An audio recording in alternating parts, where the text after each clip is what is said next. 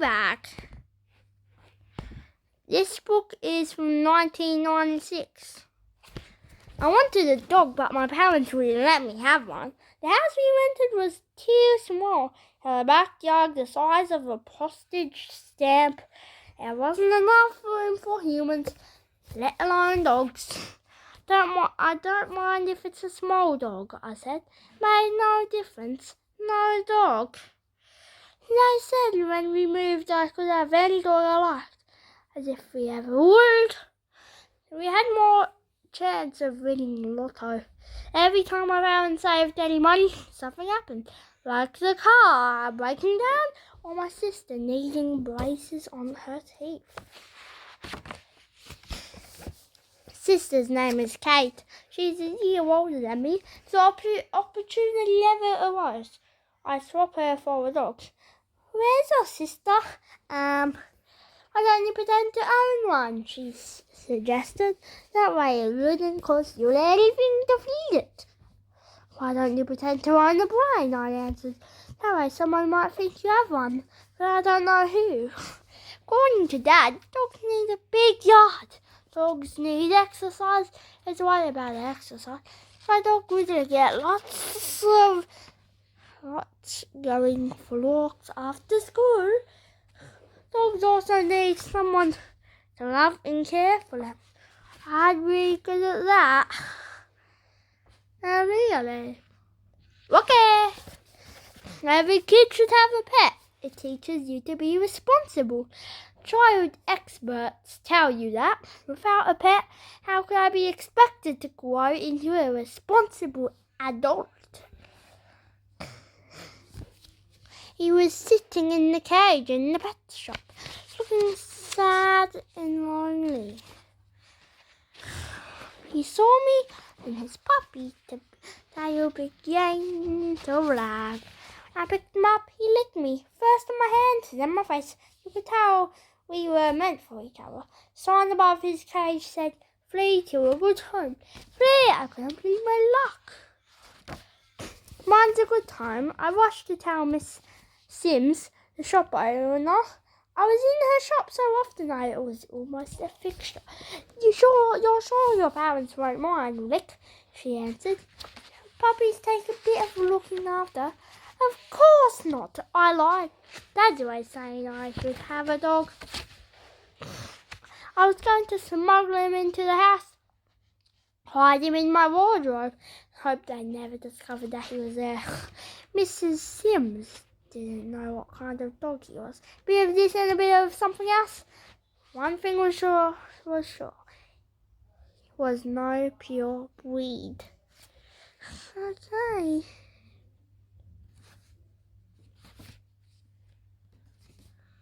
Someone had left him in Mrs. Sims' backyard.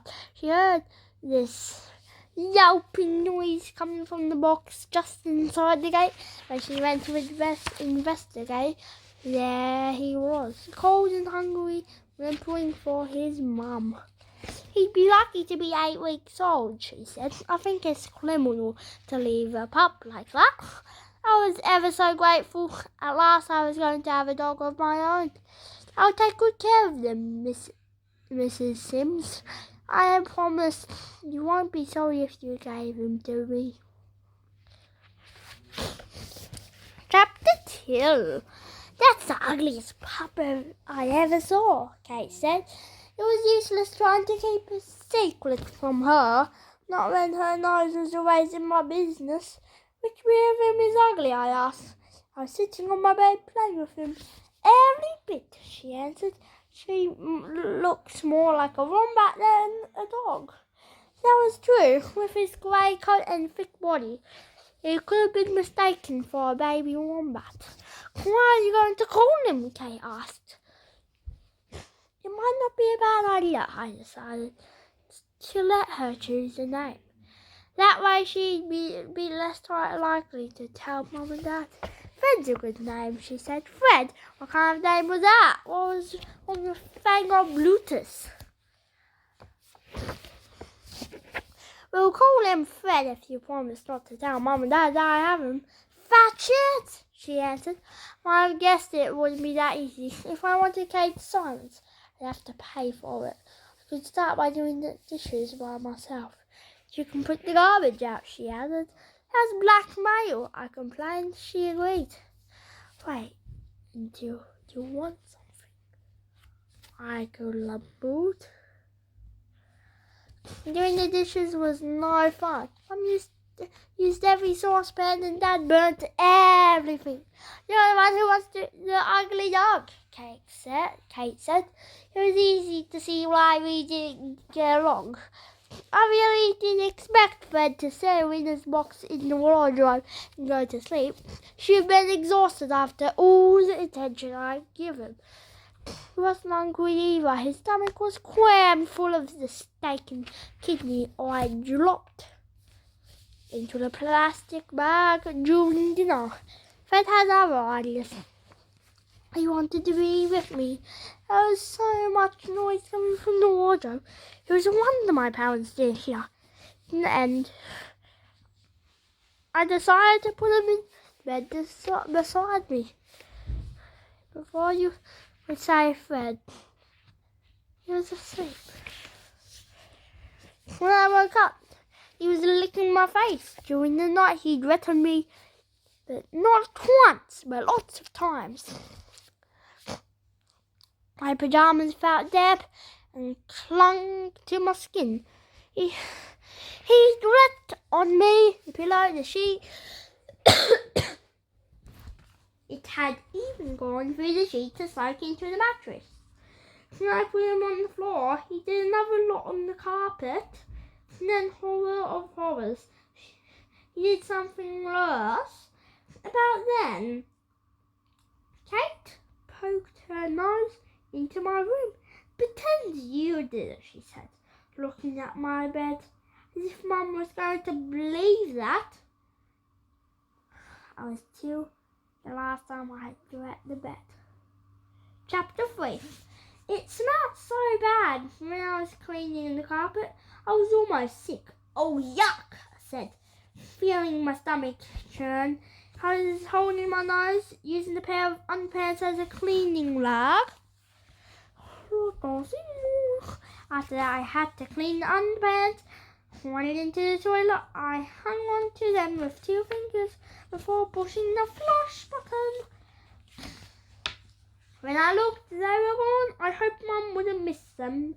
I hoped they wouldn't clog the pipes. Back in my room, I grabbed the sheets, tossing them into the corner. Red sat on top, thinking we were playing a game. He looked so cute. Couldn't stay mad with him. Pouring disinfectant onto the wet patches, I used Mum's hairdryer on the mattress. It sort of worked, but I was running out of time. About then, I had this good idea. I decided to turn the mattress over. Clever boy, I said to myself. Yeah, clever boy. With the sheets in my arms, I raced downstairs past Mum, who was cooking breakfast into the laundry. How long is it since you changed my sheets? I asked, opening the washing machine lid to drop them in. It smelled awful. Making Mum feel guilty was always a good form of defence. I was going to change your sheets today, Mum answered. She was so busy working in the cake shop. Things like that often slipped her mind.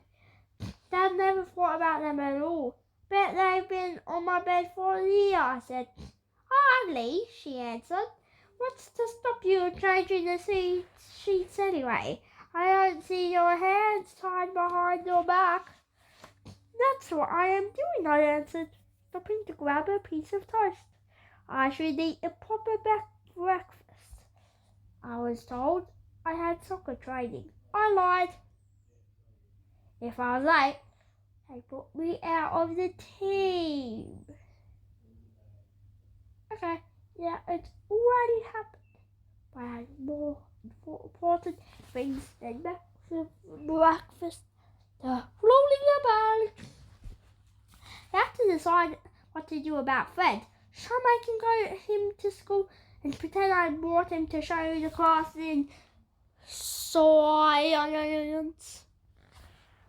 My teacher would never let me get away with it. Besides, we write a day-to-day get account of our lives in diary form. If I left him in my bedroom, he wouldn't like it. And Mum didn't go to work until 10. She to your room. What do you think I should do, Kate? I asked. Spray with invisible ink, she answered. That'll give Mum something to think about. Don't know why I bothered to talk to Kate. She was never ready to help. Chapter 4. I got away with it for almost 3 days.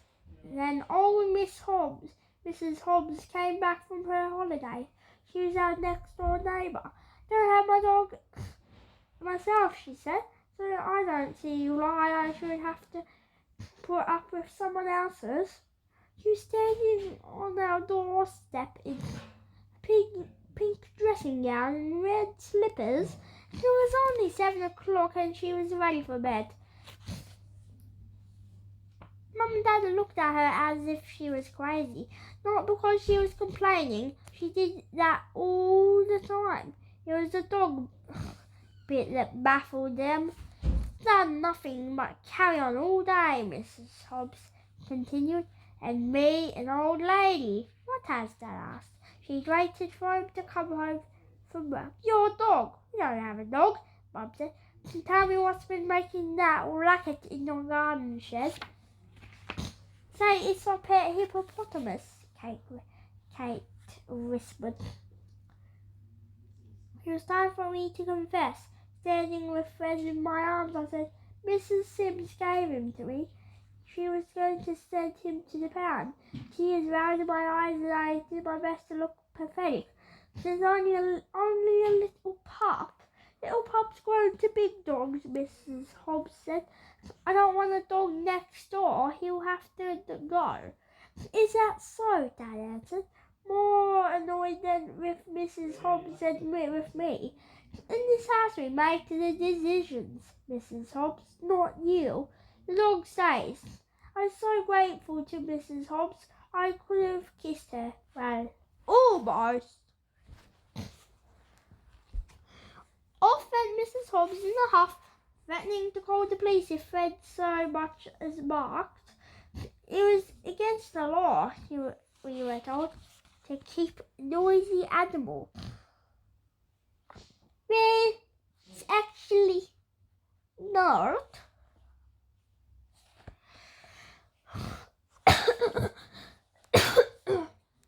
You know what's happened, Mum said.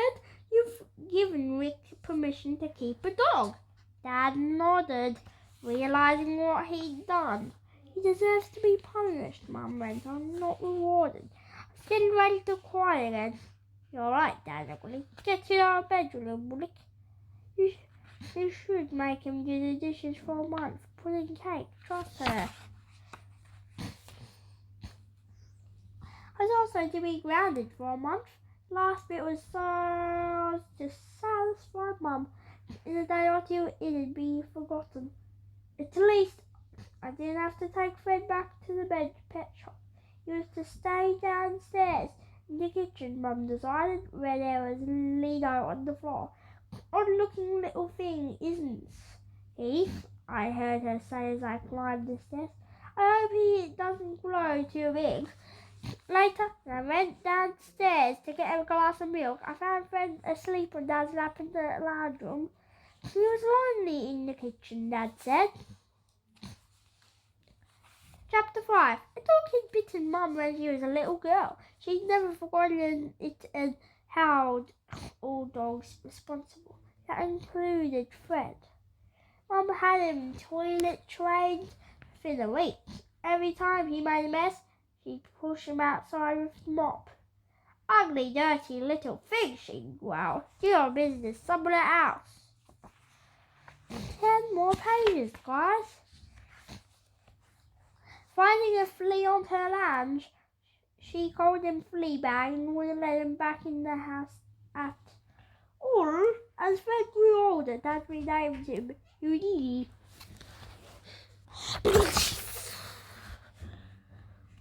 just happened? I was trying to read. Whatever exploded me. He kept escaping through holes he had dug under the fence. He wouldn't come back when cold. I spent half my time looking for him. Ugly and deaf, Kate said. His favourite place was Mrs. Hobbs' garden. Whenever she saw him, she'd yell at him or hose him or throw things at him. Fred didn't care. He'd just wait a while, then sneak back in to help himself to her cat's dinner. One day he pulled a petticoat off her clothesline. I caught him dragging it into our yard. By then it had holes in it and was all muddy.